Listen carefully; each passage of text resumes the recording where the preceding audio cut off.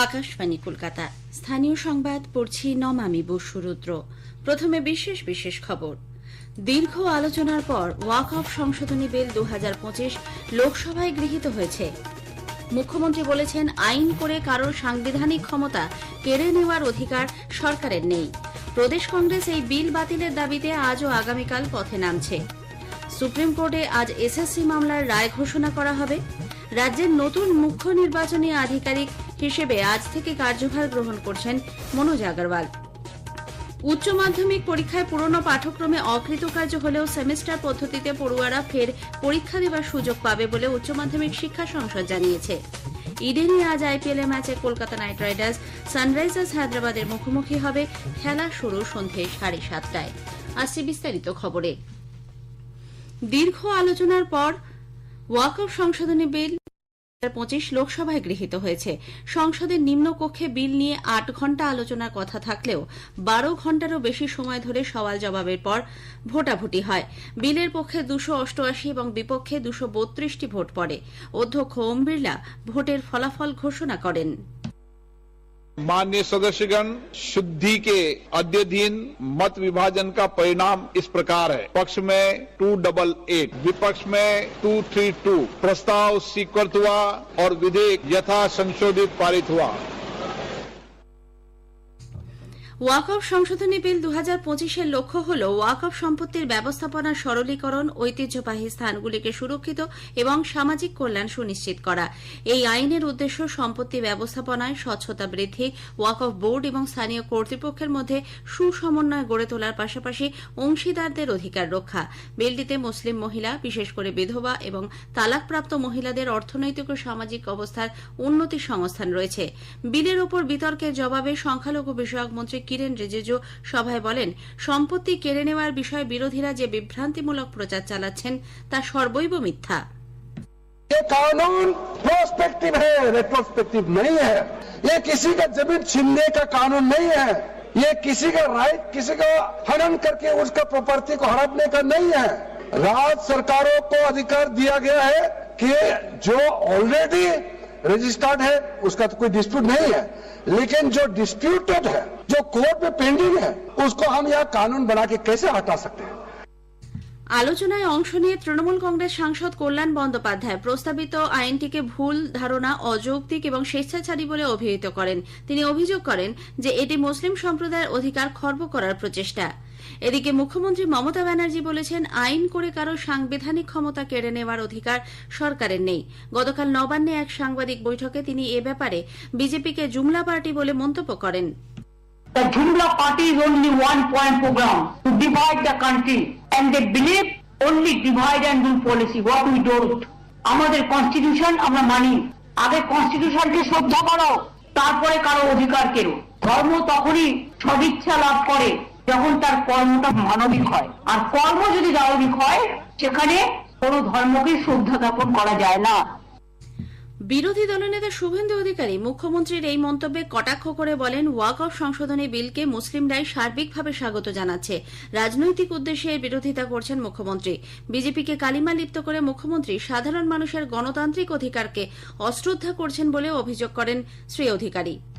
জুমলা পার্টিটা কে? 2,33,27,000 ভোট যারা পেয়েছে সেই বিজেপি, তারাই জুমলা পার্টি। তাদেরকে আপনি অপমান করে বলছেন আপনাদের ধর্ম মানেন না।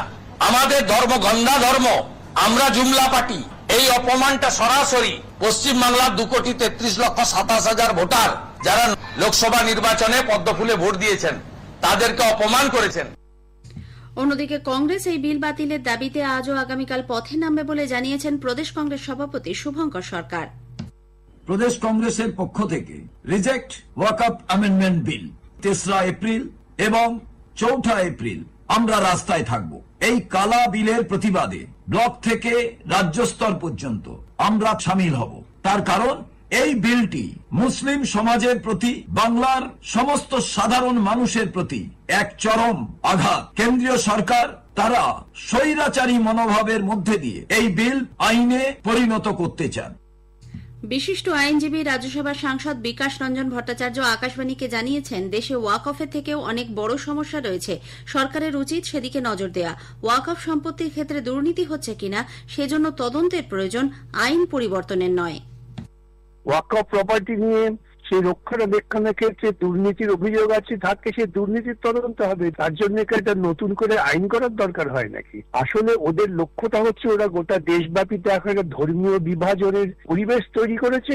সেই জায়গাটাকে টিকিয়ে রাখবার জন্য, ইন্ধন দেওয়ার জন্য এই ওয়াকফ বিলের কথা বলছে। তা না হলে ওয়াকফ সম্পত্তি কোনটা কোনটা সম্পত্তি নয় সেগুলো যে বর্তমান আইন তাতেই নির্ধারণ করা যায়। তার জন্য নতুন আইনের কোনো প্রয়োজন আছে বলে আমি মনে করি না।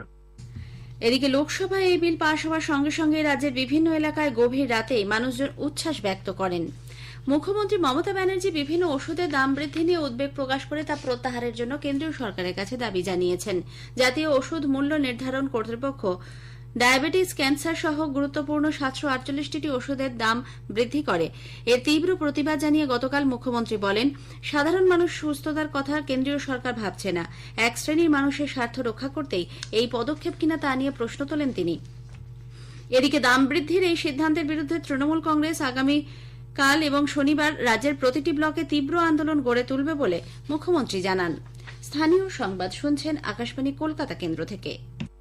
সুপ্রিম কোর্টে আজ এসএসসি মামলার রায় ঘোষণা করা হবে। শীর্ষ আদালতের প্রধান বিচারপতি সঞ্জীব খান্না ও বিচারপতি সঞ্জয় কুমারের বেঞ্চে এই মামলার শুনানি শেষে রায়দান স্থগিত রেখেছিলেন। উল্লেখ্য, 2016 সালের নিয়োগ প্রক্রিয়ায় বিপুল দুর্নীতির অভিযোগে কলকাতা হাইকোর্টের বিচারপতি দেবাংশু বসাক ও বিচারপতি মোহাম্মদ শাব্বার রশিদি গত বছর মে মাসে প্রায় 25,753 জনের চাকরি বাতিল করতে নির্দেশ দিয়েছিলেন স্কুল সার্ভিস কমিশনকে।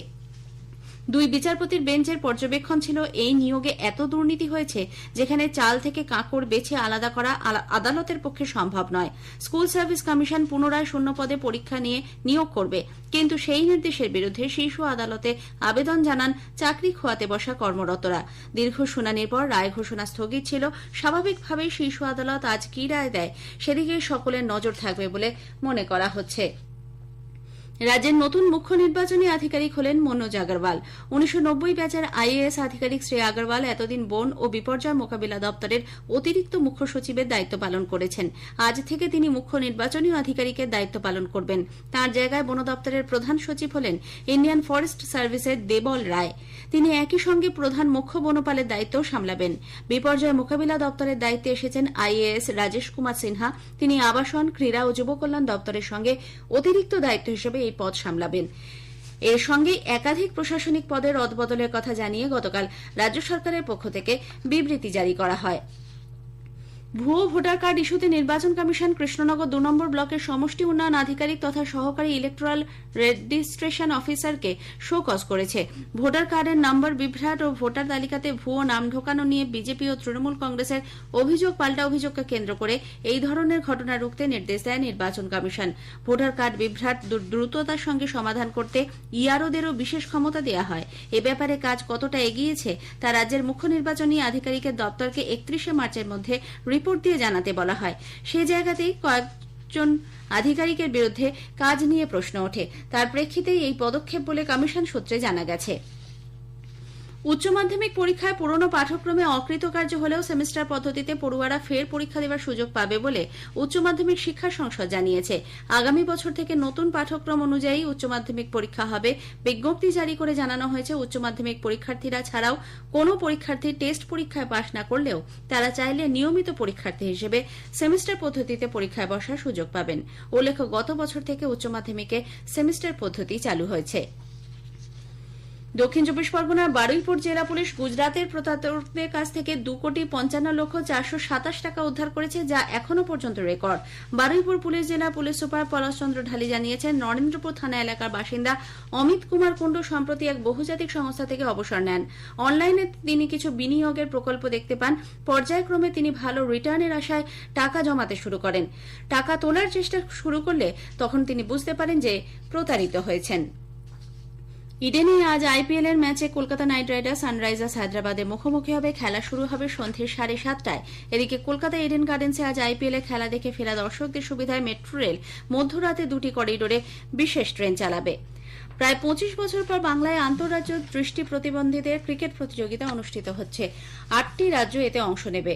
Visually impaired cricket association of Bengal আয়োজিত এই প্রতিযোগিতা চলবে আগামী 12 থেকে 14 এপ্রিল পর্যন্ত।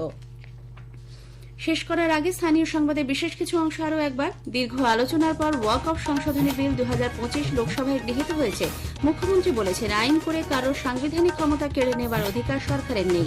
প্রদেশ কংগ্রেস এই বিল বাতিলের দাবিতে আজ ও আগামীকাল পথে নামছে। সুপ্রিম কোর্টে আজ এসএসসি মামলার রায় ঘোষণা হবে। স্থানীয় সংবাদ শেষ হল।